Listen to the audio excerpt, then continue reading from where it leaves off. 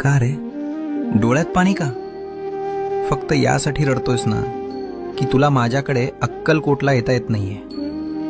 इतर लोक जातात आणि तुला मात्र परिस्थितीनं बांधून ठेवलंय याचं वाईट वाटतंय ना. तू तिथे येऊन त्या गर्दीत मला शोधतोस, पण मी तर तुझ्या घरातल्या त्या कोपऱ्यात तुझ्या देव्हाऱ्यात मांडी घालून बसलोय. बाळा, मंदिरात मी राजा म्हणून बसलोय, लोकांचं गाऱ्हाणं ऐकायला, पण तुझ्या घरात मी बाप म्हणून वावरतोय, तुला सांभाळायला. मग राजाच्या दरबारात जाणं महत्वाचं की बापाच्या मांडीवर बसणं महत्वाचं? त्यामुळे अक्कलकोटला येता येत नाही याची खंत करू नकोस.